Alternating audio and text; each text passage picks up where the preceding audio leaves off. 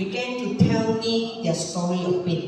அவங்க எப்படி அந்த வேதனையான வாழ்க்கை கடந்து போனார்கள் என்கிற கதையை நான் உங்களோடு கூட பகிர்ந்து கொள்கிறேன். Actually, one of them, the first one, she was falling sick all the time. முதலாவது நான் சொல்லப்பட்ட அந்த பெண்மணியானவர்கள் எப்பொழுதும் வியாதியிலே படுத்திருப்பார்கள். The second and the third woman had cancer. இரண்டாவது மூன்றாவது அந்த மனுஷிகள் வந்து cancer வியாதியினால பாதிக்கப்பட்டிருந்தார்கள். If you have pain in your emotions for a long time, and if you are not healed, then it will manifest in your physical body as sickness. நீங்க எப்பொழுதுமே ஒரு காரியத்துக்காக ஜெபித்துக் கொண்டே இருந்து அதுல உங்களுக்கு பதில் கிடைக்கல என்று சொல்லும்போது அது சரீரத்திலே வியாதியை கொண்டு வருகிறதாக இருக்கிறது. Today we want to learn from the prayer of Jabez how to be free from pain and be blessed and be a blessing. இந்த காலவேளையிலும் யாபேஸ் எப்படியாக ஆண்டவரிடத்திலே ஜெபித்து ஒரு ஆசீர்வாதத்தை பெற்றுக்கொண்டால் மற்றவர்களுக்கு ஆசீர்வாதமாக மாறினான் என்பதை குறித்து தியானிக்க போகிறோம். Let's pray. ஜெபிப்போம். Father, we thank you that you love us and you care for us. ஆண்டவரே, எங்களை நேசித்து கவனிக்கிறதற்காக நாங்கள் உமக்கு நன்றி சொல்கிறோம்.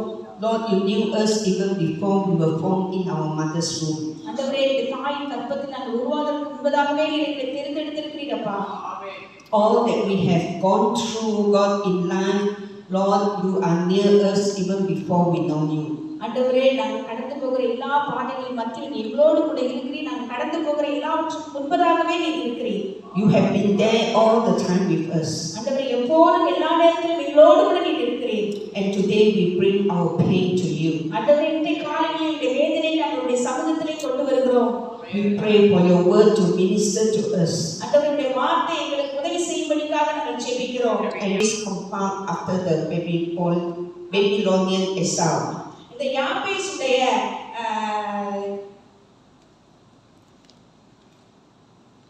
உலகத்திலே நிறைய 100க்கும் மேற்பட்ட பெயர்கள் கொடுக்கப்பட்டிருந்தாலும் Jabez's name was only mentioned once in the entire Bible. இந்த முழு வேதாகமத்திலேயே ஒரே ஒரு இடத்துல தான் அந்த யாபேசுடைய பெயரானது குறிக்கப்படுகிறது. He must be such an outstanding man that the writer stopped to tell us about Jabez.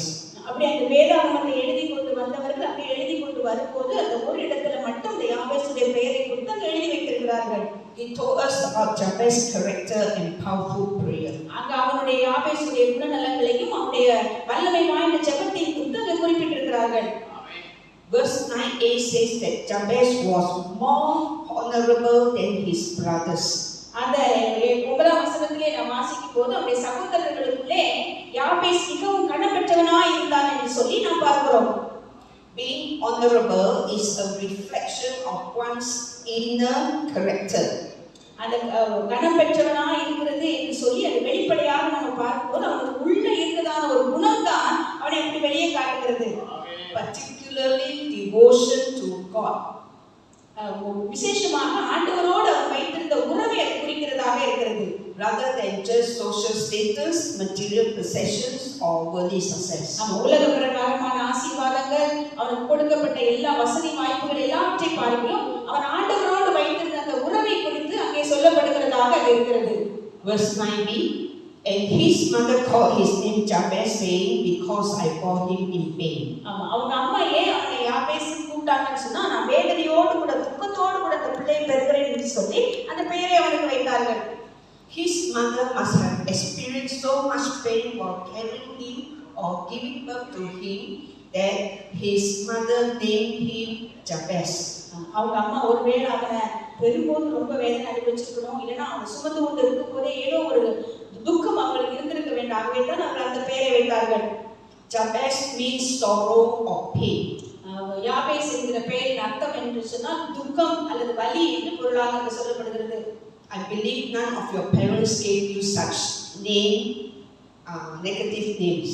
நம்ம பெற்றோர்கள் யாரும் நமக்கு எதிர்மறையான பெயர்களை வைத்திருக்க மாட்டார்கள் என்று நான் நினைக்கிறேன். 30 years ago I had a very painful pregnancy.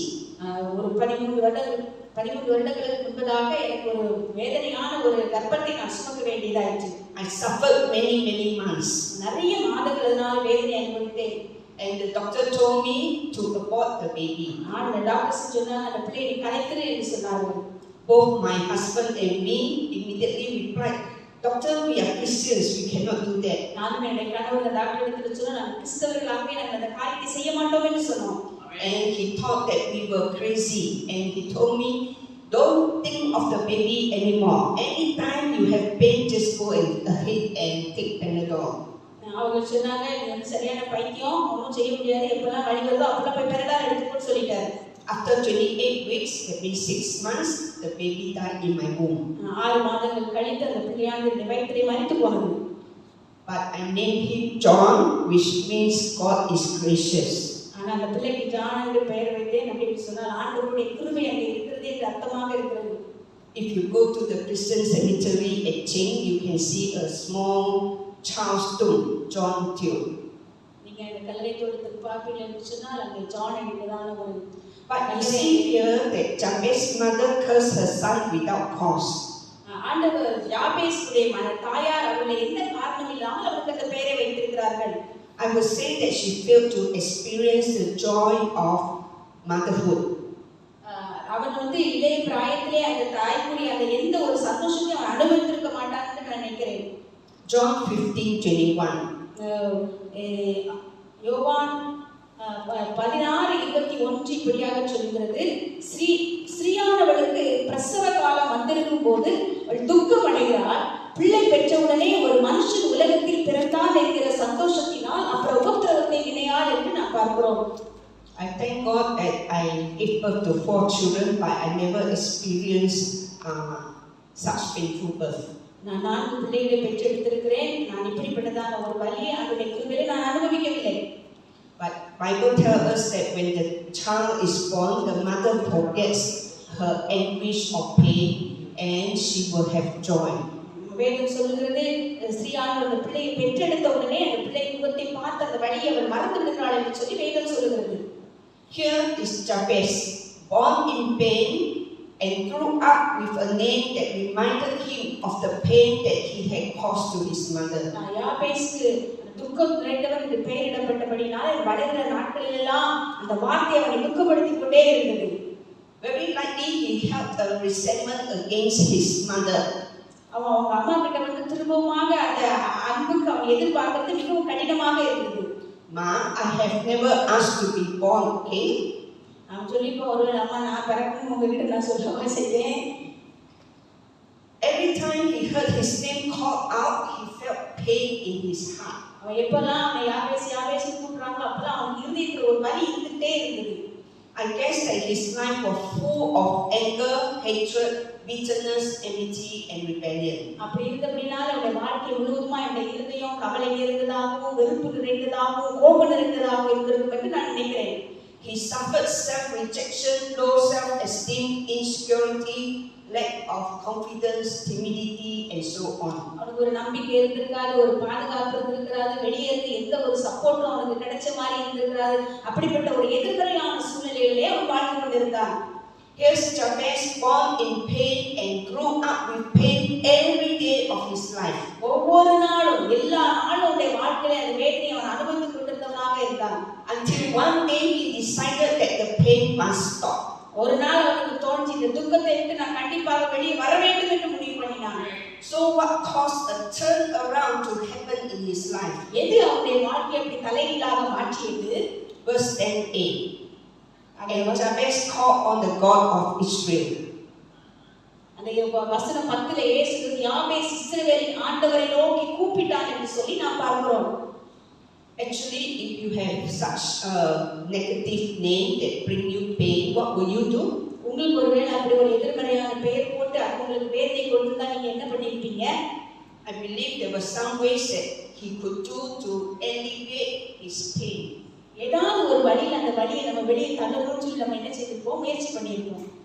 He could go to the IC department to add an alias to his name. அங்க போய் அந்த டிபார்ட்மெண்ட்ல போய் சொல்லிப்போம் என் பேரை மாத்துங்கயா அப்படின்னு சொல்லியிருப்போம் ஒருவேளை. Or like some of us, we give ourselves a Christian name. நம்ம எல்லாரும் என்ன ஞானஸ்நானம் எடுக்கிறேன் என் பேரை மாத்தியா கிறிஸ்டின் பேரா போடுன்னு சொல்லி ஒருவேளை பேரை மாத்திருப்போம். Or he tried to practice positive thinking. அல்லனா ஒருவேளை எனக்கு எல்லாம் எதிர்மறையா இருக்குதே நான் எல்லாத்தையும் பாசிட்டிவா திங்கணும் எதிர்மறையான எண்ணங்களை மாற்ற வேண்டும் முயற்சித்திருக்கலாம். Or he advanced himself in education and career to prove that he is someone. ஒருவேளை அவங்க நல்லா படிச்சு ஒரு மேல் நிலைமைக்கு வந்து நான் துக்கம் நிறைந்தவன் இல்லை என்பதை காண்பிக்க அவர் ஒருவேளை பிரயாசப்பட்டிருக்கலாம். So Jabez may have tried all these methods but unsuccessful, and he still carried the pain. அவன் அப்படிலாம் முயற்சி பண்ணியிருந்தாலும் அவனுடைய வாழ்க்கையில அவன் துக்கத்தை சுமந்து கொண்டிருக்கிறதாக தான் இருந்து கொண்டிருந்தான். So one day he decided that he will cry out to the God of Israel. ஒரு நாள் அவன் எடுத்தான், ஒரு முடிவு எடுத்தான். இஸ்ரவேலின் ஆண்டவரை நோக்கி கூப்பிட போறேன் என்றுதான் ஒரு முடிவை அவன் எடுத்தான். When you read this phrase, God of Israel, it reminds the person of the covenantal relationship that he has with God. இஸ்ரவேலின் தேவன், இஸ்ரவேலின் ஆண்டவராகிய தேவன் என்று சொல்லுகிறது. அந்த பொருள் என்னவென்று சொன்னால், ஒரு மனுஷனோடு கூட ஒரு உடன்படிக்கை பண்ணுகிற ஒரு ஆண்டவரை குறிக்கிற ஒரு பெயராக இருக்கிறது. For God has promised to bless those who obey and trust in him. அவரை நம்பி அவருக்கு கீழ்ப்படிகிறவர்களை அவர் ஆசீர்வதிக்கிறதான ஒரு குணாதிசயம் கொண்டவராக அவர் இருக்கிறார். So Jabez decided, he chose to pray to God about his situation and pain. அவனுடைய சூழ்நிலைகளை வேதனைகளை குறித்து ஆண்டவரோடு கூட அவன் ஜெபிப்பதற்காக ஒரு முடிவை யாபேஸ் அங்கே எடுத்தான். He wanted to stop the pain that he had been carrying all these years. இத்தனை வருடங்களாக சுமந்து கொண்ட துக்கத்துக்கு ஒரு முடிவை கொண்டு வர வேண்டும் என்று அவன் அங்கே முடிவு பண்ணினான். Like Hannah in the Bible, who decided to pray about her barrenness and ask God to bless her a child. எப்படி அன்னாள் வந்து தேவாலயத்திலே போய் தன் ஒரு பிள்ளை கிடைக்க வேண்டும் என்று தன் இருதயத்தை ஊற்றி அழுதாலும் அதே போல all the years she has been suffering pain when her husband's other wife taunt her because she was childless. அவள் குழந்தை இல்லாமல் இருந்தபடியினாலே அவளுடைய கணவன் மூலமாக அவளுக்கு இருந்த அந்த சக்கரத்தின் மூலமாக அவள் மிகவும் வேதனைப்படுத்தப்பட்டவளாக இருந்தாள். So Jabez prayed to his God, God, give me relief from my pain, make my situation turn around. யாபேஸ் ஆண்டவரை நோக்கி ஜெபித்தான். ஆண்டவருடைய வலியை மாற்றி என்னுடைய சூழ்நிலையை மாற்றும் என்று சொல்லி அங்கே ஜெபித்தான். I ask you, brothers and sisters in Christ, கிறிஸ்துவுக்குள் அன்பான சகோதர சகோதரிகளிடத்திலே நான் ஒன்றை கேட்கிறேன். are you suffering pain due to rejection, barrenness or hardship in life? சூழ்நிலை ஏற்பட்ட கடினமான சூழ்நிலைகள், தள்ளப்பட்ட சூழ்நிலைகளில் நீங்கள் பாதிக்கப்பட்டிருக்கிறீர்களா? Like Jabez, you can call on God today to end your pain. உங்களுடைய வேதனையின் மத்தியிலே யாபேசை போல நீங்கள் ஆண்டவரை நோக்கி கூப்பிடுங்கள். Amen. Today we will look into the 4 key points of Jabez's prayer and learn to pray like him. இந்த காலையிலே யாபேஸ் ஜெபத்தின் 4 முக்கிய குறிப்புகளை குறித்து நாம் இங்கே பார்க்க போகிறோம். Number 1, oh that you would bless me. ஆண்டவரே நீர் என்னை ஆசீர்வதித்தால் நல்லது என்று சொல்லி முதலாவது அங்கே சொல்கிறார். Number 2, enlarge my territory. ஆண்டவரே இந்த எல்லையை நீர் விரிவுபடுத்தும் என்று ஜெபிக்கிறார். Number 3, let your hand be with me.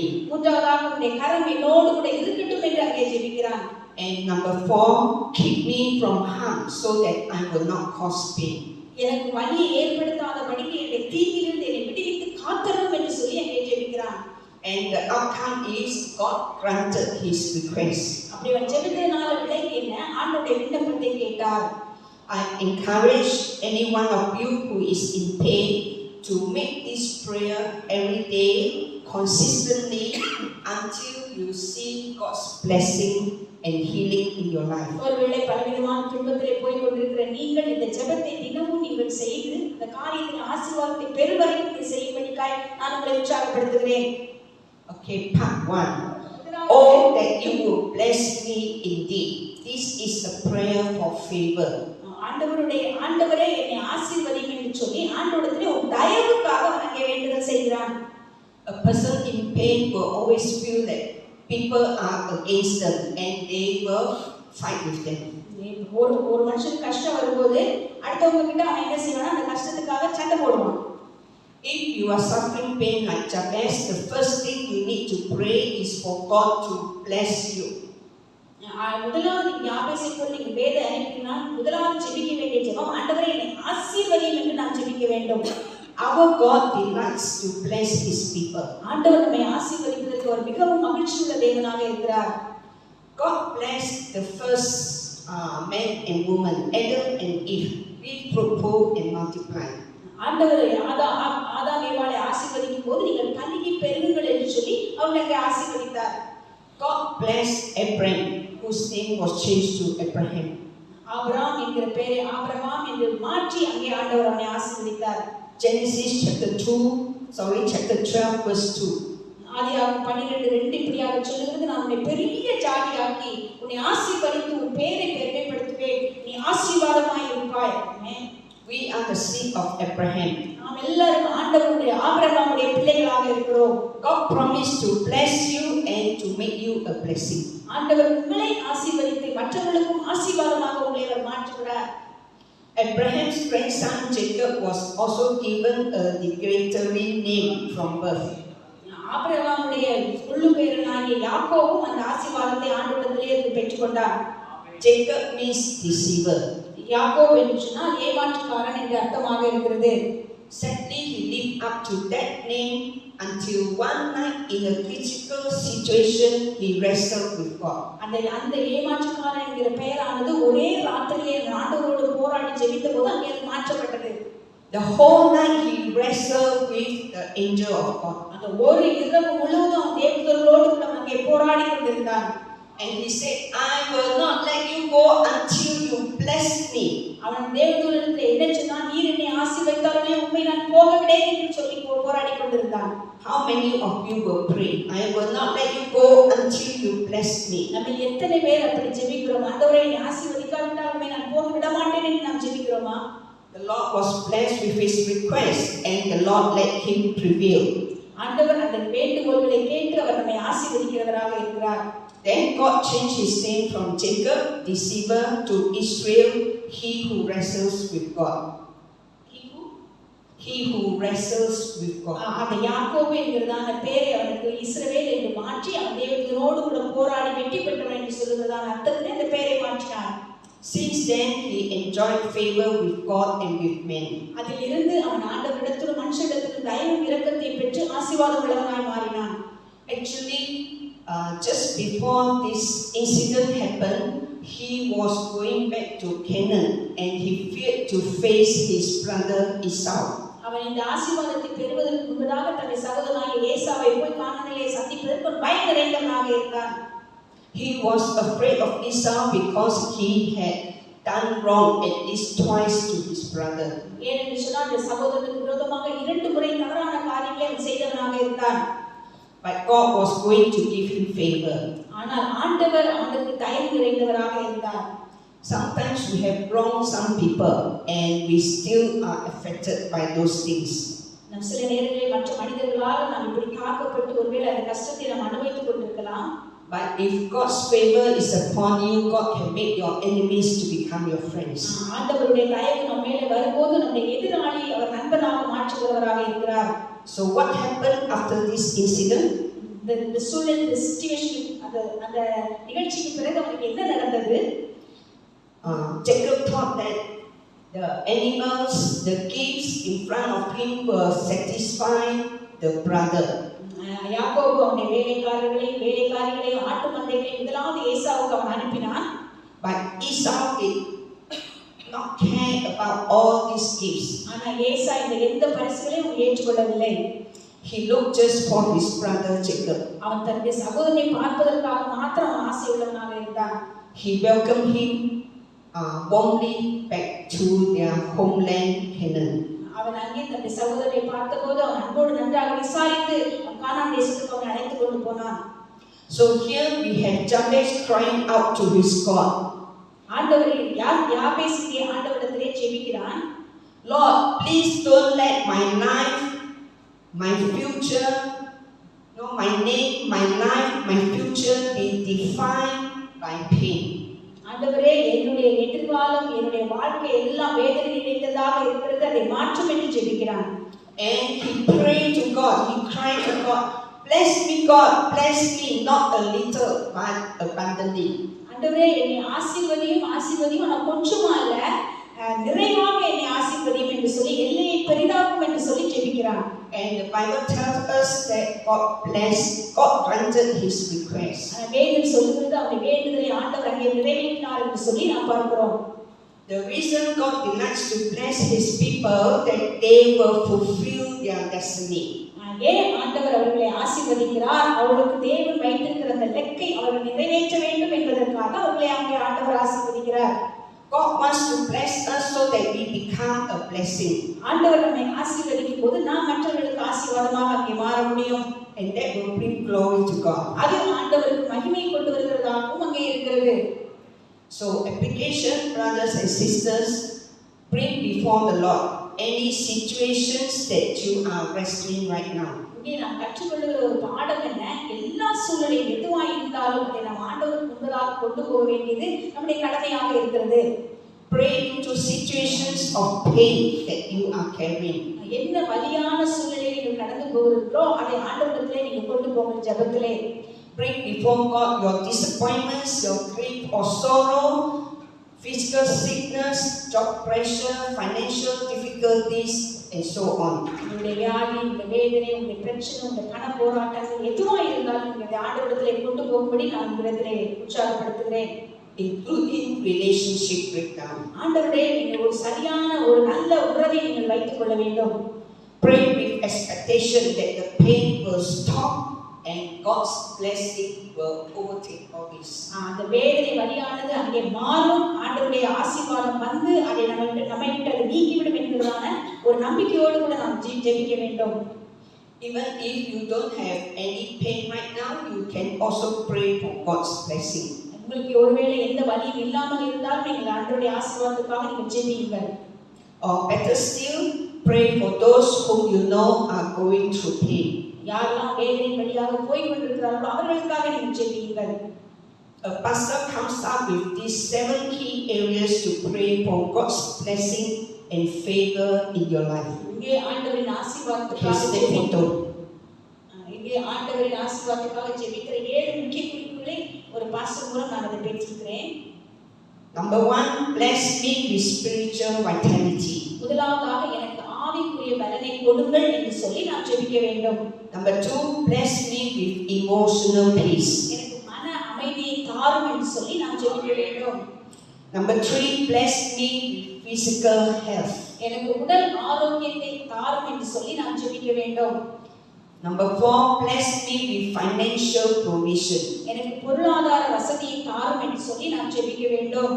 Number 5, bless me with relational harmony. என்னுடைய உறவில், நம்ம சொந்த பந்தங்களுக்குள்ள உறவில் எனக்கு அமைதியை தாரும் என்று சொல்லி நான் ஜெபிக்க வேண்டும். Number 6, bless me with vocational success, job success. என்னுடைய வாழ்க்கையில எல்லாவற்றையும் எனக்கு வெற்றி தாரும் என்று சொல்லி நான் ஜெபிக்க வேண்டும். And number 7, bless me with missional expansion. அன்றாட தேவைகளில் என்னை ஆசீர்வதியும் ஜெபிக்க வேண்டும். அதே போல மற்றவர்களுக்கும் தேசங்களுக்கும் நான் ஆசீர்வாதமாக மாற வேண்டும் என்று சொல்லி நான் ஜெபிக்க வேண்டும். When you are blessed, you can bless others. ஏன் சொன்னால் நீங்கள் ஆசீர்வதிக்கப்படும் போது மற்றவர்களுக்கு நீங்கள் ஆசீர்வாதமாக மாற முடியும். And you can be blessing to nations. தேசங்களுக்கும் நீங்கள் ஆசீர்வாதமாக மாற முடியும். Okay, part 2 of his prayer. இரண்டாவது அவர் எதற்காக ஜெபித்தார்? Enlarge my territory. எனது எல்லைகளை விரிவுபடுத்துங்கள் என்று சொல்லி ஜெபித்தார். This is a prayer for influence. இது ஒரு தாக்கத்தினால் ஏற்பட்ட ஒரு ஜெபமாக அங்கே இருக்கிறது. Jacob understood that he had been carrying pain for a long time. அதிக நாட்களாக அந்த வேதனையை சுமந்து கொண்டு வருகிறார் என்பதை நாம் அறிந்திருக்கிறோம். And he had focused on his pain. அவருடைய அந்த வேதனையிலே அவன் அந்த வலியை கவனத்தை செலுத்துகிறவனாக இருந்தார். When you have pain, what do? உங்களுக்கு வேதனை இருக்கும்போது நீங்க என்ன செய்வீங்க? You feel the pain, you blow, right? You give attention to your pain. எங்கெல்லாம் உங்களுக்கு வலி இருக்கிறதோ அந்த இடத்துல உங்களுடைய கவனத்தை நீங்கள் செலுத்துவீர்கள். This is not necessarily an act of selfishness. இது தேவையோ அல்லது உண்மையா நமக்கு தேவையானதோ அது கிடையாது. வலி நமக்கு தேவையானது கிடையாது. It's just that your pain is calling out for your attention. அந்த வேதனையானது என்ன செய்கிறது? அந்த கவனத்தை அதிலே செலுத்துவதற்காக நம்மளை கூப்பிடுகிறது. But a person who is healed of pain will most likely be able to look out for other people's needs. நமக்கு வேதனை நீங்கும் போது நம் மற்றவர்களுடைய வேதனைகளை நாம் அவர்களுக்கு உதவி செய்வதற்கு நம்மை அதை இழுத்து செல்கிறதாக இருக்கிறது. Enlarge my territory is a prayer for increasing influence. இரண்டாவதாக அதிலே சொல்லப்படுகிறது அவருடைய செல்வாக்கை அதிகரிப்பதற்காக அவர் அங்கே ஜெபிக்கிறார். Isaiah 54 verse 2 say that enlarge the place of your tent. ஏசாயா 54:2 நாம் பார்ப்பது இப்படியாக பார்க்கிறோம். கூடாரத்தின் இடத்தை விசாலமாக்கு, திரைச்சீலைகளை விரித்து, உன் கயிறுகளை நீட்டு, உன் முளைகளை பலப்படுத்து என்று சொல்லி அங்கே நாம் வாசிக்கிறோம். Your life is like a tent, and where the tent extends, that is the extent of your influence. நம்முடைய வாழ்க்கையானது ஒரு கூடாரத்தை கொண்டது. அந்த கூடாரத்தை விரித்து பெரிதாக்குகிறது போல நம்முடைய வாழ்க்கையும் ஆசீர்வதிக்கப்படுவது அது பெரிதாகிக் கொண்டே போகிறது. Pray for your personal sphere of influence, whether in the family, among friends, place of study or work, neighborhood, etc. நீங்கள் உங்கள் சொந்த தனிப்பட்ட செல்வாக்கு மண்டலத்திற்காக ஜெபியுங்கள். குடும்பம், நண்பர்கள், படிப்பு, இடம், வேலை செய்யும் இடம், சுற்றுப்புற ஊழியர்களுக்காக நாம் ஜெபிக்க கடமைப்பட்டிருக்கிறோம். Pray for increased opportunities and impact so that you can touch more lives for the kingdom of God and for God's glory. தேவனுடைய ராஜ்யத்திற்காகவும் அவருடைய மகிமைக்காகவும் அதிகமான ஆத்துமாக்களை தொட வாய்ப்புகள் மற்றும் அவர்களுடைய தாக்கத்தை ஏற்படுத்த நாம் அதிகமாக ஜெபிக்க கடமைப்பட்டிருக்கிறோம். Don't look little at yourself. உங்களை எப்பவுமே நீங்க குறுக்கி எடை போடாதீங்க. But you have influence over people. நீங்க மற்றவர்கள் வாழ்க்கையிலே ஒரு தாக்கத்தை ஏற்படுத்துவதாக நீங்கள் மாற வேண்டும். So application, pray about who you can bring to Sunday service. என்ன அதுல நம்ம பலனை நம்ம பார்க்க முடியும்னு சொன்னா நம்ம அப்படி செய்யும்போது மற்றவர்களை நம்ம ஆராதனைக்கு அழைத்து கொண்டு வர முடியும். And ask God to give you bonus and favor to invite that person. அந்த மனிதர்களை நாம் கூட்டிக் கொண்டு வருவதற்கான எல்லா கிருபைகளையும் தாளங்களையும் ஆண்டவர் நமக்கு தரும்படிக்காக நாம் ஜெபிக்க வேண்டும். Pray for Tamil ministry to grow and expand. நம்முடைய தமிழ் ஊழியமானது வளர்ந்து பெருகும்படிக்காக நாம் ஜெபிக்க கடமைப்பட்டிருக்கிறோம். Pray to bring in at least one person to Christ this year. I know we have very little time. குறுகிய நாட்கள் இருந்தாலும் யாராயிலும் ஒரு மனிதரை ஆயும் நீங்கள் ரட்சித்து ஆலயத்துக்குள்ளே கொண்டு வந்து சேர்க்கிறதுக்கு நீங்கள் பிரயாசப்பட வேண்டும். As a pastor, I have hardly any non-Christian friends. நான் ஒரு போதகராக இருக்கிறபடினால எனக்கு கிறிஸ்தவர் அல்லாத நண்பர்கள் மிகவும் குறைவு. But I reached out to one woman for 1.5 years. ஒரு மனுஷியை 1.5 வருடங்களாக நான் சந்தித்து பேசிக் கொண்டிருக்கிறேன். Every day 24/7 she will play the Buddhistic prayer. 24 மணி நேரம் அவர்கள் அந்த புத்த ஆராதனை செய்து கொண்டிருக்கிறார்கள். But one day I shared the gospel with her and she after that received Christ. நான் ஒரு நாள் அப்படி நான் வசனத்தை சொல்லிக்கொண்டே இருந்தேன். அவ புத்திசத்தை பத்தி என்கிட்ட பேசிட்டே இருந்தா. ஆனா ஒரு நாள் நான் சுவிசேஷத்தை அவளுக்கு சொல்லும்போது அவள் ஆண்டவரை ஏற்றுக்கொண்டார். ஹalleluya. Hallelujah. So when I just came back from Korea. So when I was in Korea, I received the news that she passed away. நான் கொரியாவில் இருக்கும்போது அவள் கடந்து இந்த உலகத்தை விட்டு போய்விட்டாள் என்ற செய்தியை நான் கேள்விப்பட்டேன். Okay, we can touch even at least one person at a time or to save one person a year. Amen. ஒரு வருடத்துல ஒரு ஆத்மாவையாவது நாம் சந்தித்து ரட்சிப்புக்குள்ள கொண்டு வருவது நமக்கு மிகவும் அவசியமாக இருக்கிறது. Glory to God. ஆண்டவருக்கே மகிமை உண்டாவதாக. Number 3, மூன்றாவதாக நாம் பார்க்கும் பொழுது Jabez's prayer, your hand would be with me. உம்முடைய கரம் என் மேல் இருக்கட்டும் என்று சொல்லி அவர் அங்கே ஜெபிக்கிறார். This is a prayer for strength. இது ஆண்டவரிடத்திலிருந்து வல்லமையை பெறுகிறதற்கான ஒரு ஜெபமாக அங்கே இருக்கிறது. When the Bible says the hand of God, it does not refer to the literal body part of God. ஆண்டவருடைய கரம் என்று சொல்றது அவருடைய சரீரத்தில் உள்ள ஒரு சின்ன பகுதி கிடையாது. Because God is spirit, he is without form or body. ஆண்டவர் ஆவியாய் நம்மோடு கூட அவர் வாசம் பண்ணுகிற தேவனாக இருக்கிறார். So the hand of God is a metaphor or a figure of speech about God's mighty power and presence. ஆண்டவருடைய கரம் என்று அங்கே நாம் பார்க்கும்போது அது ஒரு உருவகமாக தான் நமக்கு சொல்லப்படுகிறது. அவருடைய முழு உருவத்தையும் தான் கரம் என்று மாத்திரம் அந்த உருவமாக சொல்லப்படுகிறார். அவருடைய வல்லமை பலன் எல்லாம் அந்த கரத்திலே நிறைந்ததாக இருக்கிறது. Which accomplishes his purposes. அது அவர் செய்ய நினைக்கிறதை அது நிறைவேற்றி முடிக்கிறதாக இருக்கிறது. A person who is in pain is not interested to serve God or people. சரீரத்திலே வேதனை வலிகள் இருக்கிற மனுஷன் ஆண்டவருக்கு ஊழியம் செய்ய வேண்டும் என்கிற உற்சாகம் அவனுக்கு இருக்காது. because they are nursing their own pain. அவர்கள் எப்போதுமே தங்கள் சொந்த வலியை குறித்து நினைத்துக் கொண்டே இருக்கிறார்கள். Some of you may have served God before, but because of some bad experience, you stop serving God. ஒருவேளை நீங்கள் ஆண்டவருக்கு ஊழியம் செய்து கொண்டிருக்கலாம், வாழ்க்கையில் ஏற்பட்ட சில ஒரு துரதிர்ஷ்டமான சூழ்நிலை ஏற்பட்டதனால ஒருவேளை நீங்கள் இப்படி நிப்பாட்டி இருக்கலாம். You need to get healed and serve God again. நீங்கள் சுகமாகி கொண்டு திரும்பமாக நீங்கள் ஆண்டவருக்கு ஊழியம் செய்யும்படியாக அழைக்கப்படுகிறீர்கள். You know, when you get to heaven, God will give you rewards for your faithful service. நீங்கள் ஆண்டவருடைய ராஜ்யத்துக்காக உண்மையாக உழைக்கும் போது கண்டிப்பாக ஆண்டவர் அதற்குரிய பலனை உங்களுக்கு கொடுக்கிறவராக இருக்கிறார். If you just attend service and not serve Him because of pain, then your basket in heaven will be empty. ஆமென். நீங்க அந்த வேதனை உங்க வழியை உங்க வேதனையே நீங்க பார்த்து கொண்டு ஆண்டவருக்கு ஊழியம் செய்யாம நீங்க இருப்பீங்க, ஆனால் பரலோகத்தில் இருக்கிறதான உங்களுடைய பங்கு அங்கே வெறுமையாக இருக்கிறதாக இருக்கிறது. Jacob knew that when God healed him and his territory, his influence increased, then he will need God's hand to be there with him. யாபேஸ் அங்கே அறிந்திருந்தான் ஆண்டவர் அவனை ஆசீர்வதிக்கும் போது அவருடைய எல்லையானது அங்கே விரிவுபடுத்தப்படும் என்பதை அவன் அறிந்திருந்தான். For God's hand to guide and strengthen him so that he could serve God effectively. ஆண்டவருடைய கரம் அவனை பலப்படுத்தி அவனுக்கு சகாயம் பண்ணினபடினாலே அவன் ஆண்டவருடைய ஊழியத்தை இன்னும் விரிவாக செய்ய முடியும். God granted my request to read the Bible along. ஏன்னா எப்பவுமே பைபிள் வாசிக்கணும் ஆண்டவரே என்று சொல்லி ஒருத்தர் ஒரு வேண்டுதல் வைத்திருந்தேன், அதை ஆண்டவர் நிறைவேற்றினார். And actually I wanted to take my leave just to read the Bible.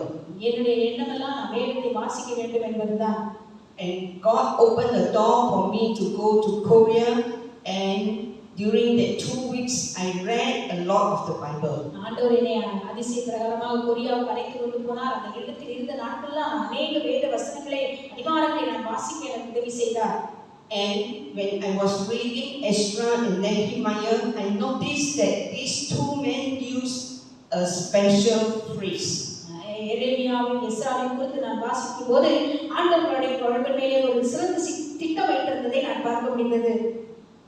They say that the good hand of the Lord was upon me. அந்த அதிகாரத்தை அவர்கள் சொல்கிறார்கள், ஆண்டவருடைய நல்ல கரம் என் மேலே இருந்தது என்று சொல்கிறார்கள். Any one of you who serve God, you need to pray that the good hand of the Lord be upon you. நீ நான் ஜெபிக்கும் போது நாம் எப்படி ஜெபிக்க வேண்டும்? ஆண்டவரே உம்முடைய நல்ல கரம் என் மேலே இருக்கட்டும் என்று சொல்லி நான் ஜெபிக்க வேண்டும். God will strengthen you and help you. ஆண்டவர் உங்களை பலப்படுத்தி உங்களுக்கு உதவி செய்கிறவராக இருக்கிறார். But since we are in the topic of pain, I would like to share to you about God's hand related to pain. நான் இப்பொழுது உங்களுக்கு என்ன சொல்றேன்னா, ஆண்டவருடைய கரம் அந்த வலியிலே எப்படி செயல்படுகிறது என்பதை நான் சொல்ல விரும்புகிறேன். Psalms chapter 10 verse 14. சங்கீதம் 10:14 இப்படியாக சொல்கிறது, அதை பார்த்திருக்கிறீரே, உத்திரவத்தையும் குரோதத்தையும் கவனித்திருக்கிறீரே, நீர் பதில் அளிப்பீர். ஏழையானவர் தன்னை உமக்கு ஒப்புவிக்கிறார், திக்கற்ற பிள்ளைகளுக்கு சகாயர் நீரே. God's eyes have seen and observed your trouble, grief and pain. ஆண்டவருடைய கண்கள் எப்போதுமே நம்முடைய வேதனைகள், கஷ்டங்களை மத்தியிலே அதை பார்த்து கொண்டே இருக்கிறதாக இருக்கிறது. He knows what your enemies have done to you. உங்களுடைய எதிராளியானவர் உங்களுக்கு என்ன செய்தான் என்பதை ஆண்டவர் பார்த்து கொண்டே இருக்கிறார். And God's hand will repay them.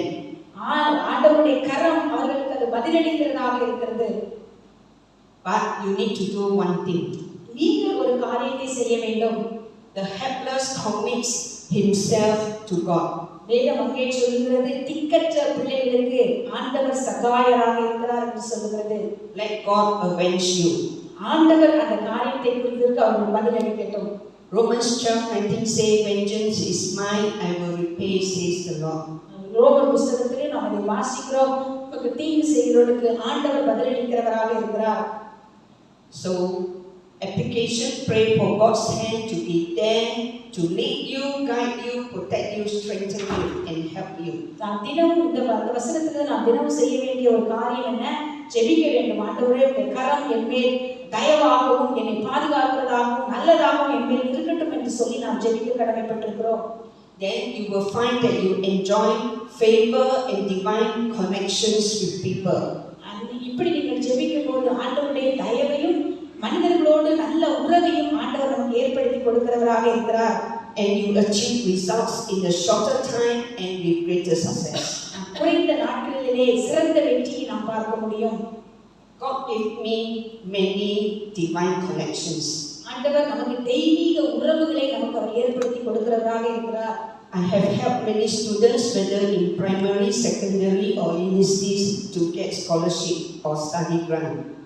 நான் என்னுடைய வாழ்க்கையிலே என்னுடைய பிள்ளைகளுக்கு பிரைமரி செகண்டரி படிக்கும் போதெல்லாம் எனக்கு ஸ்காலர்ஷிப் கிடைக்க ஆண்டவர் உதவி செய்தார்.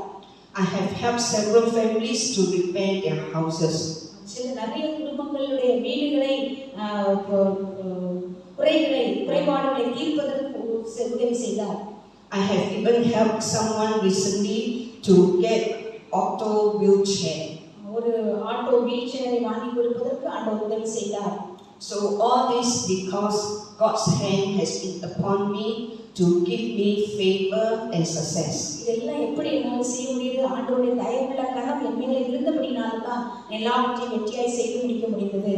Okay, number 4 of Jabez's prayer, you will keep me from evil that I will not cause pain.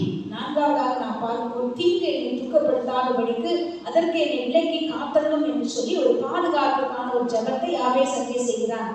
This is a prayer for protection. இது ஒரு பாதுகாப்புக்கான ஒரு ஜெபமாக அங்கே சொல்லப்படுகிறது. Jabez had prayed for favor, influence, strength. Now he prayed for protection. இந்த அநேக காரியங்களுக்காக யாபேஸ் ஜெபித்தார். இந்த வேளையிலே அவன் பாதுகாப்புக்காக அங்கே ஜெபிக்கிறவனாக இருக்கிறான். In effect, the prayer of Jabez is a shortened version of what Jesus told us to pray. இந்த ஜெபத்தினுடைய சுருக்கமாக நாம் மத்தேயு புஸ்தகம் 6:12 நாம் பார்க்க முடியும். சோதனைக்கு உட்படப்படாமல் தீமையிலிருந்து ரட்சித்து காத்துக்கொள்ளும் என்ற ஒரு ஜெபமாக அங்கே இருக்கிறது. Matthew chapter 6 verse 13, lead us not into temptation but deliver us from the evil one. அந்த 6:12 சொல்லுகிறது, சோதனைக்கு உட்படப்படாமல் தீமையிலிருந்து ரட்சித்து காத்துக்கொள்ளும் என்று அங்கே சொல்லப்பட்டிருக்கிறது. This can refer to being enticed towards sin or being tested in the trial. சோதனைகள் வரும்போது அந்த ஜெபங்களை செய்வதற்கு நாம் கடமைப்பட்டிருக்கிறோம். The Bible does not tempt us to sin. வேதத்தின்படி ஆண்டவர் நம்மை சோதிக்க மாட்டார். God does not tempt us to sin. ஆண்டவர் ஒரு நாளும் நம்மை சோதனைக்கு உட்பட பண்ண மாட்டார். But God is there to lead us away from tempting circumstances. ஆண்டவர் அந்த சோதனைக்கு உட்பட பண்ணாமல் தீமையிலிருந்து நம்மை ரட்சித்து காத்துக்கொள்வதற்கு அவர் அங்கே போதுமானவராக இருக்கிறார். And when we are tempted, God is faithful to provide a way of escape. அந்த சோதனைக்குள்ளே நாம் போகும்போது தப்பித்துக் கொள்வதற்கான ஒரு நல்ல வழியையும் ஆண்டவர் நமக்கு உருவாக்கி கொடுக்கிறவராக இருக்கிறார். Jabez prayed for God to keep him from evil so that he will not cause pain. நாம் சோதனைக்கு உட்படாமல் தீமையிலிருந்து ரட்சித்து காத்துக்கொள்ளும் என்று ஜெபித்தபடினாலே தீமையிலிருந்து விலக்கி பாதுகாக்கப்பட்டார். Just now I said, if you have pain, you want to fight with people because you think people are against you. நான் இப்பதான் சொன்னேன், நமக்கு வலி இருந்துச்சுன்னா மற்றவங்க கூட நம்ம என்ன செய்வோம், அந்த வலிக்காக சண்டை போட்டுட்டே இருப்போம்னு சொல்லி. You want to pay back revenge. நீங்க அந்த வலிக்காக திருப்பி அவங்களுக்கு என்ன செய்யணும், எதிர்வினையா ஏதாவது செய்யணும் அப்படின்னு சொல்லி நம்ம நினைப்போம். Hurting people hurt other people. நம்மள ஏதாவது வேதனைப்படுத்திட்டாங்கன்னா திருப்பி அவங்களை வேதனைப்படுத்தணும்னு சொல்லி நம்ம நினைப்போம். Because they are defensive and they are ready to snap at people or even to bite them. நமக்கு கஷ்டப்படுறவங்களை பிடிச்சி நம்ம எங்கேயாவது பிடிச்சி கடிச்சிடலாமா அப்படிங்கக்கூடிய ஒரு இது நமக்கு வரும், ரிவெஞ்ச் வரும். But most of the time you do it unintentionally. After that you feel very bad. சில நேரங்களிலே காரணம் இல்லாமலே நாம் செய்து விடுவோம். அப்படி திரும்ப நாம் அதை நினைத்து வருத்தப்படுகிறவர்களாக நாம் இருக்கிறோம். I noticed that in the Chinese and Tamil translation of verse 10, this part, they just say, keep me from harm. நான் சைனீஸா இருக்கட்டும், இங்கிலீஷா இருக்கட்டும், தமிழா இருக்கட்டும், அந்த டிரான்ஸ்லேஷன் அந்த வடிவமைப்புகளிலே நாம் பார்க்கும்போது சோதனைக்கு உட்படாதபடி தீமையிலிருந்து காத்துக்கொள்ளும் என்று நாம் பார்க்கிறோம். But in the New King James English version says that, continue on, keep me from harm so that I will not cause pain to others. இன்னொரு இங்கிலீஷ் டிரான்ஸ்லேஷன் நான் பார்க்கும்போது தீமைக்கு உட்படாதபடிக்கு என்னை காத்துக்கொள்ளும், அப்படி காத்துக்கொண்டா நான் வேதனையிலிருந்து விடுவிக்கப்படுவேன் என்று சொல்லி அங்கே சொல்லப்பட்டிருக்கிறது. Do you find yourself easily irritated or you want to retaliate? நீங்க எப்பமாவது ஈஸியா யாராவது ஏதாவது சொன்னா உடனே அந்த கோபம் வருகிற மாதிரி நீங்க செயல்பட்டு இருக்கீங்களா? Or you are revengeful? நீங்க அவங்களுக்கு செய்தியா நானும் உனக்கு அப்படி செய்வேன்னு சொல்லி நீங்க அப்படி எதிர்வினை செய்திருக்கீங்களா? Or that when you get angry, you go out of control. உங்களுக்கு கோபம் வந்தா உங்களை அறியாமலே நீங்க ஏதாவது செய்திருக்கீங்களா? And you do nasty things to people. நீங்க அந்த எதிரியா இருக்கிற ஜனங்களுக்கு ரொம்ப வேதனையான காரியங்களை செய்திருக்கீங்களா? Someone just recently told me, he said, I was so angry, I warned the people, please go away from me or else I will do something to you. நான் ஒரு சகோதரி எடுத்துச்சுனா எனக்கு கோபம் வந்துச்சுன்னா என்னை விட்டு ஓடி போயிடு, நான் உனக்கு ஏதாவது செய்யணுமே அப்படின்னு சொல்லி நான் சொல்லுவேன். If you have this kind of problems, do not excuse yourself. இப்படி உங்களுக்கு ஒரு பிரச்சனை இருக்குன்னு சொன்னா நீங்க அதை எளிதாக எடுத்துக்கொள்ளாதீங்க. Do not blame other people for making you like this. அடுத்த ஜனங்கள் உங்களை இப்படி செய்றாங்க அப்படின்னு சொல்லி நீங்க நினைக்காதீங்க. You need God to heal you of your pain so that you will not cause pain to others. உங்களுடைய வலியை ஆண்டவர் குணமாக்க வேண்டும் என்று நீங்கள் ஜெபிக்க வேண்டும். அப்பொழுது நீங்க மற்றவர்களுக்கு அந்த வேதனையை கொடுக்க மாட்டீங்க. After this at the altar I can pray for you for God to heal you.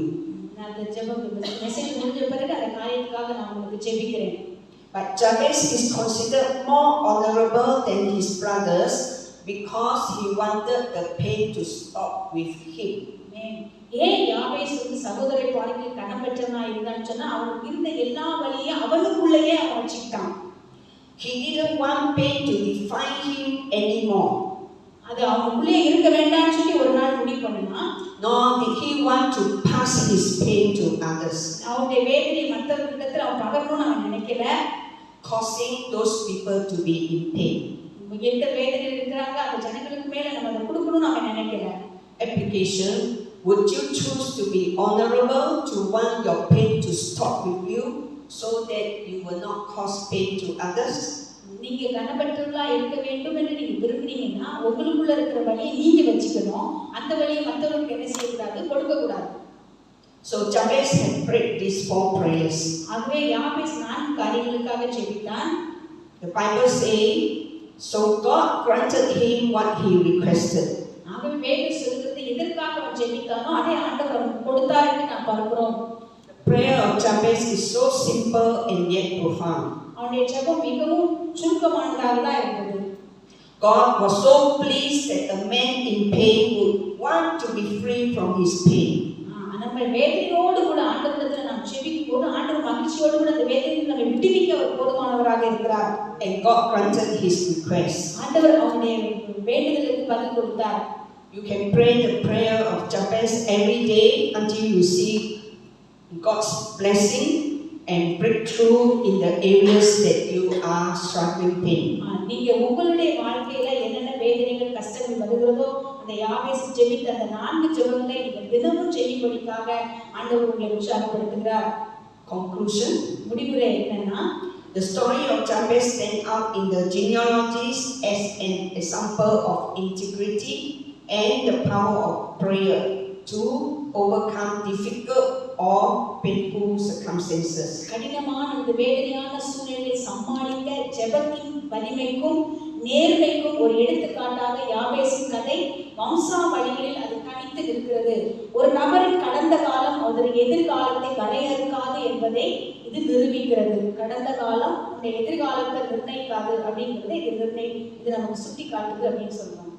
It demonstrates that a person's past does not define his future. அதாவது ஒரு மனிதனுடைய கடந்த காலம் அவருடைய எதிர்காலத்தை அது நிர்ணயிக்காது என்று சொல்லி இந்த கதை மூலம் நாம் அறிந்து கொள்கிறோம். God blessed him because he believed in prayer. ஆண்டவர் அவனை ஆசீர்வதித்தார் ஏன்னா அவன் செய்த ஜெபத்துல அவன் நம்பிக்கையோடு இருந்தான். God blessed him to make him a blessing. ஆண்டவர் அவனை ஆசீர்வதித்து மற்றவர்களுக்கு ஆசீர்வாதமாக அவனை உருவாக்கினார்.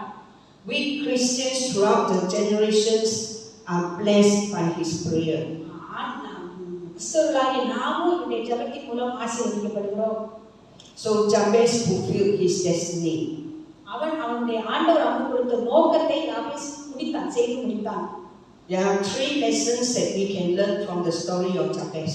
இந்த யாபேசுடைய கதையிலிருந்து 3 முக்கியமான காரியங்களை நாம் கற்றுக்கொள்ள முடியும். Just now I said Jabez's mother cursed him without a cause. எந்த காரணமும் இல்லாமலே அவங்க அம்மா அவனுக்கு வலி பேர் வச்சு அவனை கூப்பிட்டாங்க. Our pain does not give us the right to pass it on to innocent victims. உங்கள் கஷ்டங்களுக்கு மற்றவர்களை குறை கூறவோ அல்லது உங்கள் வலியை அவர்களிடத்தில் கடத்தவோ கூடாது என்பதில் நாம் கவனமாக இருக்க வேண்டும். Therefore, be careful not to blame others for your troubles. நம்ம கஷ்டத்துல அடுத்தவங்களை வச்சு நம்ம என்ன செய்யக்கூடாதுன்னா விளையாடக்கூடாது. Number 2, when you suffer pain, you can always bring your pain to your heavenly Father for healing. நீங்கள் வலியால் அவதிப்படும் போது உங்கள் வலியை எப்போது உங்கள் பரலோக தந்தையிடம் கொண்டு வந்து குணப்படுத்துவதற்கு நாம் கரிசனை உள்ளவர்களாக இருக்க வேண்டும். And number 3 is honorable that you put an end to the cycle of pain so that you do not cause pain to others. மற்றவர்களுக்கு வலியை ஏற்படுத்தாமல் இருக்க வலி சுழற்சிக்கு முற்றுப்புள்ளி வைக்க விரும்புவது சிறந்ததாக இருக்கிறது. அந்த நமக்கு இருக்க பெயினை அதுக்கு நம்ம தான் யாபேஸ் எப்படி ஜெபித்து அதுக்கு ஒரு முற்றுப்புள்ளி வச்சா அது மாதிரி நமக்குள்ள பெயினை நம்மளே ஜெபித்து முற்றுப்புள்ளி வைக்கணும். Have you heard of the illustration that the father come home from work? He had a difficult time and he came back, he scolded his wife. உங்களுக்கு நம்ம கதை நல்லாவே தெரியும். வேலையிலேருந்து கஷ்டப்பட்டு வருகிற ஒரு கணவனானவர் அவனுடைய வேதனை எல்லாத்தையும் மனைவிக்கு மேலே திட்டி தீர்த்துருவான். So the mother scolded the children. அந்த அம்மா அந்த கோபத்தை தீர்க்கிறதுக்கு பிள்ளைகளை போட்டு திட்டி தீர்த்துருவான். The children beat the dog. அந்த குழந்தைகள் என்ன செய்வாங்க, நாயை போட்டு அடிப்பாங்க. And the dog chased the cat. அந்த நாய் என்ன செய்யும், கூடிய போட்டு விரட்டிட்டு இருக்கும். And it went round and round. இது இப்படியே சுழற்சியா என்ன செய்யும், நடந்து கொண்டே இருக்கும். But today we want to break that cycle of pain. ஆனால் இந்த காலை வேளையிலே ஆண்டவர் அப்படிப்பட்ட ஒரு சூழ்நிலையை முறியடிக்க வேண்டும் என்று விரும்புகிறார். You bring your pain to God. நீங்கள் உங்களுடைய வலிகளை ஆண்டவரிடத்திலே கொண்டு வாருங்கள். God heal me. ஆண்டவரே என்னை குணமாக்கும் என்று கேளுங்கள். God bless me. ஆண்டவரே என்னை ஆசீர்வதியும் என்று கேளுங்கள். God let me forget my pain. ஆண்டவரே இந்த வேதனை நான் மறக்க எனக்கு உதவி செய்யும் என்று கேளுங்கள். Let me have joy. ஆண்டவரே நான் சந்தோஷமாக இருக்க எனக்கு உதவும் என்று கேளுங்கள். Make me a blessing. ஆண்டவரே என்னை மற்றவர்களுக்கு ஆசீர்வாதமாய் மாற்றும் என்று கேளுங்கள். I'd like to close by opening this altar for you to come for your healing. உங்களுக்கு சுகத்துக்காக உங்களை முன்பதாக அழைத்து நான் இந்த செய்தியை முடிக்க விரும்புகிறேன். Someone had told me, if I hear this kind of message, சிலர் இடத்திலே சொல்லியிருந்தால் அப்படிப்பட்டதான செய்தியை கேட்கும்போது some pastors stop it there. சில பாஸ்டர்ஸ் அங்கே அப்படி நிறுத்திடுவாங்க. My pain has been brought up to my memory and my feeling. அது அந்த வலி எல்லாம் எனக்கு ஞாபகத்துக்கு வந்து திரும்ப எனக்கு வேதனை உண்டு பண்ணும். It's just like a doctor that used the blade to cut open. அது எப்படி இருக்குன்னு சொன்னா அந்த புண்ணை டாக்டர் வந்து கத்தி வச்சு கீறி விட்டுறதோட நிற்கிற மாதிரி இருக்கும். To do the cleansing and the dressing. அதை அந்த சுத்தப்படுத்தாம அப்படியே வச்சிருவாங்க. Some pain is not just one time dressing. சில நேரங்களில் சில வலிகள் ஒரு நேரம் மட்டும் வந்துடுறதா இருக்கும். Like I used to tell people, if you just cut your finger a little bit when you cut the vegetables, நீ காய்கறிகளை வெட்டும்போது உங்க கையை நீ லேசா வெட்டினீங்கன்னா you can just turn on the tap, put it under running water and bandage it. நீங்க தண்ணியில கழுவி நீங்க பேண்டேஜ் மட்டும் போட்டா போதும். But if your pain is maybe caused by fire or by boiling water and so on, then you need more attention from the doctor. அது ஒரு தீயிலையோ அல்லது கொதிச்சிட்டு இருக்க ஒரு தண்ணியிலோ ஏற்பட்ட ஒரு புண்ணாக இருந்தால் நீ கண்டிப்பா போய் டாக்டர் என்ன செய்யணும் பார்க்கணும். Or accident victims who arrive in the emergency room. ஒருவேளை டாக்டர்ஸ் உங்களை அவசர இடத்துக்கு கூட உங்களை அழைத்து கொண்டு செல்லலாம். One dressing is not enough. ஒரு சுத்திகரிப்பானது அது போதுமானதாக இல்லை.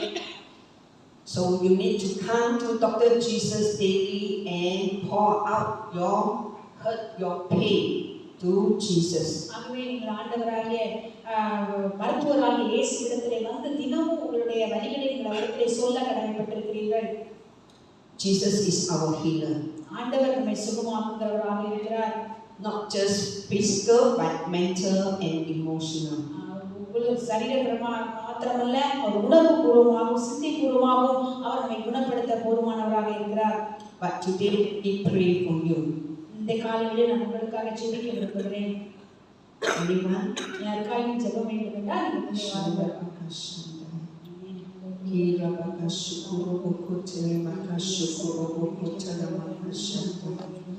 ஊழியம் செய்ய முடியும். But attend to your pain first. முதலாவது நீங்களுடைய வலியை நீங்க குணமாக்கணும். Our Father is the Father of all encouragement ஆண்டவர் நம்முடைய பிதாவாகிய தேவன் எல்லாவற்றுக்கும் நம்மை and உற்சாகப்படுத்துகிறவராக God of all comfort. எல்லா ஆறுதலின் தேவனாக அவர் இருக்கிறார். Let our Father comfort you today. ஆண்டவர் இந்த காலையில் நம்மை ஆறுதப்படுத்தும்படிக்காய் நம்ம ஒப்பு கொடுப்போம். Hallelujah. Shalabakashaya. Anyone you want prayer? முடிவு ஜெபத்துக்குள்ளாக வருவோம். God, you are God who answers prayers. ஆண்டவரே நீ ஜெபத்துக்கு பதில் கொடுக்கிற தேவனாக இருக்கிறீர். I ask that, like what you did for Jabez, ஆண்டவரே யாபேசுக்கு எதை செய்தீரோ அதை எங்களுக்கும் செய்யும் ஆண்டவரே. you will grant my request. ஆண்டவரே இந்த வேண்டுதலுக்கெல்லாம் பதில் தாரும். Lord, you can do exceedingly abundantly above all that I ask of thee. ஆண்டவரே நான் கேட்கிறதுக்கு வேண்டிக் கொள்வதற்கும் அதிகமாக எங்களுக்கு தர போதுமானவராய் இருக்கிறீர். Lord, I thank you that you are able and willing to bless me. ஆண்டவரே நீ எங்களை ஆசீர்வதிக்கிறதற்கு நீ மனதுள்ளவராய் இருக்கிறதற்காக நான் உங்களுக்கு நன்றி சொல்கிறோம். And grant my request. எங்களுடைய வேண்டுதலை பதில் தந்ததற்காக நன்றி. Thank you, Lord Jesus. Amen. இயேசுவின் நாமத்தில் ஜெபிக்கிறோம். ஆமென். Amen. எல்லாரும் அப்படி சேர்ந்து சொல்லுவோம். என் ஆத்துமாவே கர்த்தரை ஸ்தோத்திரி, என்னோடவே பரிசுத்த நாமத்தை ஸ்தோத்திரி. என் ஆத்துமாவே கர்த்தரை ஸ்தோத்திரி, கர்த்தர் செய்த சகல உபகாரங்களை மறவாதே. ஆமென்.